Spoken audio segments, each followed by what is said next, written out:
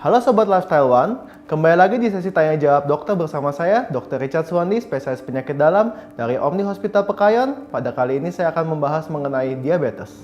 Diabetes mellitus itu adalah suatu kondisi di mana terjadi peningkatan kadar gula darah pada seseorang yang disebabkan karena gangguan kerja dari insulin atau gangguan dari produksi insulin atau karena keduanya. Diabetes sendiri sebenarnya dibagi dua, yaitu diabetes tipe 1 dan tipe 2.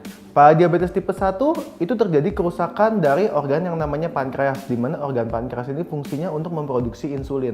Insulin sendiri fungsinya adalah untuk mengendalikan kadar gula darah di dalam badan kita. Diabetes tipe 1 ini fungsi pankreas ini gagal, sehingga insulin itu tidak diproduksi sama sekali. Makanya gula darah yang ada di dalam darah tidak bisa masuk ke dalam badan sama sekali.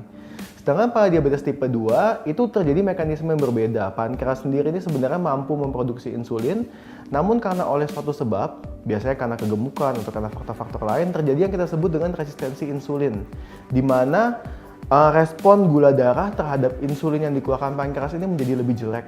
Sehingga pada awalnya biasanya sebagai kompensasi, pankreas itu harus menghasilkan insulin lebih banyak lagi sampai satu titik di mana dia tidak sanggup lagi memproduksi insulin dalam jumlah cukup untuk memasukkan gula darah yang sudah resisten ini di badan kita. Sehingga akibatnya terjadi peningkatan gula darah atau kita sebut dengan diabetes tipe 2. Sebenarnya gula basah atau gula kering itu termasuk dari komplikasi diabetes.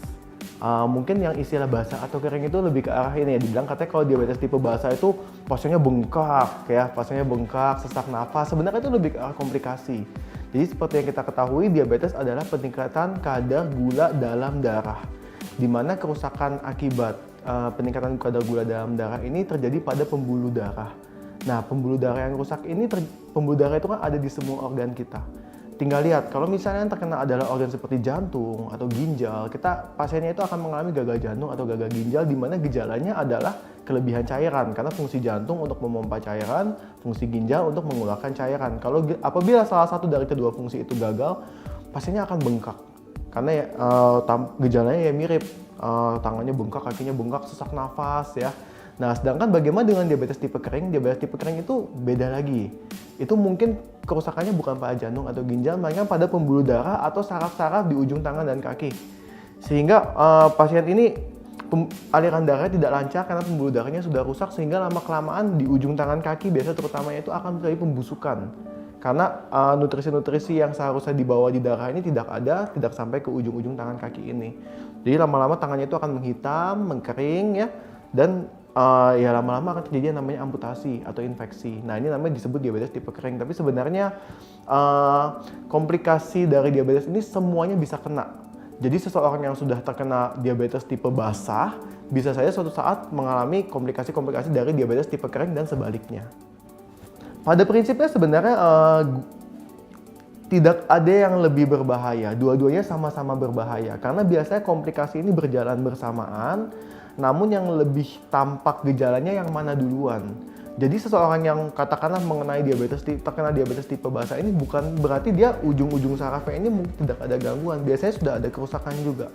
Begitupun juga dengan pasien yang tangannya luka karena diabetes, bukan berarti terus fungsi jantung atau fungsi ginjalnya masih baik. Tidak seperti itu. Biasanya diabetes itu terjadi bersamaan progresivitasnya, cuman mana yang terlihat duluan itu yang kita sadari biasanya.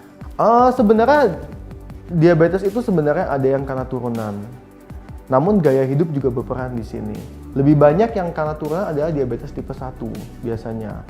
Namun diabetes tipe 2 itu ternyata baru-baru melalui penelitian ini juga menurun. Biasanya pasien yang ayah ibunya punya bakat diabetes, dari garis keluarganya keturunannya ada yang riwayat menderita diabetes, memang lebih mudah mengalami diabetes tipe 2 ini.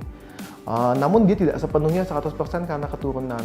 Lebih banyak karena faktor-faktor hidup. Kita bilang kalau tidak salah itu ada yang pernah melakukan penelitian 10%-nya itu sekitar keturunan, tapi 90%-nya adalah karena gaya hidup, terutama untuk diabetes tipe 2. Ini topiknya menarik ya. Sebenarnya ketika kita bicara mengenai penyakit-penyakit degeneratif, kita bilang seperti diabetes, darah tinggi, kolesterol, itu penyakit yang apakah bisa sembuh?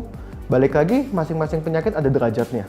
Apabila diabetesnya ini masih stadium ringan, dan apabila diabetesnya memang benar disebabkan karena permasalahan gaya hidup, apabila pasien ini memang menyadari komplikasinya dan mau merubah pola makan, mau merubah pola aktivitasnya, seharusnya dia bisa di stop.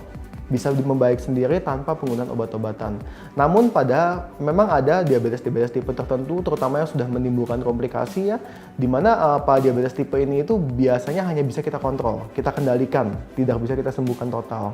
Stres dalam jangka panjang itu ternyata berkorelasi dengan penyakit-penyakit degeneratif. Mekanismenya ya ada mekanisme di dalam badan kita secara hormonal yang memang hormon stres itu memicu penyakit-penyakit seperti darah tinggi, gula darah, kegemukan, dan sebagainya.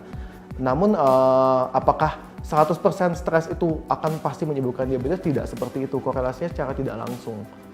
Ya tentu saja cara menjaga untuk kita masukkan kategori untuk menghindari komplikasi diabetes adalah yang paling pertama, sadari apabila Anda sudah terkena diabetes. Yaitu kita pertama kali dengan check up. Seringkali pasien-pasien yang menderita diabetes ini tidak sadar karena memang tidak ada gejalanya sebelum ada komplikasi, dan mereka tidak rutin melakukan check up ketika mengetahui ketika sudah ada komplikasi. Nah itu sebenarnya sudah setengah terlambat saat-saatnya. Nah apabila kita saat check up menemukan gula darahnya tinggi, segeralah konsultasi dengan dokter-dokter terdekat atau ahli kesehatan yang Anda percaya.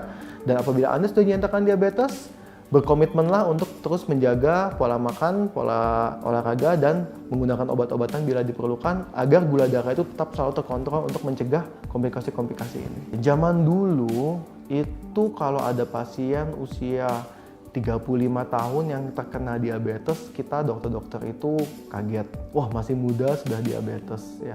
Ini asumsinya diabetes tipe 2 ya. Namun sekarang yang ditemukan adalah trennya makin muda. Jadi mungkin karena pola hidup kita ya makin banyak, angka kegemukan itu makin meningkat, angka obesitas, makanan-makanan itu makin manis-manis yang di luar sana ya, cemilan-cemilan makin enak-enak ya, pola hidup kita juga aktivitasnya makin kurang, semakin lama kita menemukan tren penderita diabetes tipe 2 ini ternyata makin muda. Jadi rata-rata sekarang saya sudah tidak kaget lagi kalau saya menemukan penderita diabetes usia 30 tahun, usia 28 tahun, sudah ada beberapa pasien saya yang menderita diabetes tipe 2. Untuk diabetes tipe 1 sendiri sebenarnya biasanya malah pada usia muda. Biasanya malah ditemukan usia di bawah 10 tahun, itu baru ditemukan tiba-tiba gula darahnya tinggi sekali, anaknya kurus. Nah itu ternyata dia mengalami diabetes tipe 1. Gejala awalnya yang pertama adalah yang paling pasti karena kelebihan gula darah di dalam badan kita akan menganggap kita dehidrasi. Biasa pasien ini haus terus, dia minum terus ya, tapi tidak merasa lega gitu, kayak sepanjang hari kehausan karena gula darahnya tinggi. Nah yang kedua adalah badan kita akan berusaha membuang kelebihan gula ini, dia akan kencing terus. Biasa pasiennya mengeluh, saya tiap malam bolak-balik ke WC dok, bolak-balik ke WC, kencing terus. Nah ini adalah dua gejala yang paling umum sebelum ada komplikasi. Nah apabila tahap lanjut, gejala yang sering timbul adalah makannya banyak tapi berat badannya malah turun, bukannya naik. Nah, baru yang ketiga, yang selanjutnya adalah komplikasi, gejala-gejala akibat komplikasi, luka di kaki yang tidak sembuh, bengkak pada kedua tangan dan kaki, sesak nafas. Nah, itu semua pandangan kabur, kesemutan pada tangan ujung kaki, itu semua gejala-gejala yang terjadi akibat komplikasi dari diabetes. Tidak selalu benar, karena seperti ini. Ngantuk di pagi hari itu karena kalau menurut saya pribadi itu karena kebiasaan orang Indonesia di mana kita mengkonsumsi makanan padat kalori, tinggi karbohidrat ya, tinggi gula pada pagi hari. Jadi rasa ngantuk itu disebabkan karena peningkatan kadar gula darah pada pagi hari yang tinggi karena pola makan kita pada pagi hari. Atau mungkin karena kita makan terlalu banyak, jadi aliran darah banyak mengalir ke perut sehingga kita menjadi agak sedikit darah rendah ya. Di situ kita akan merasa ngantuk. Apakah pasien yang kasus-kasus seperti ini pasti diabetes? Tidak.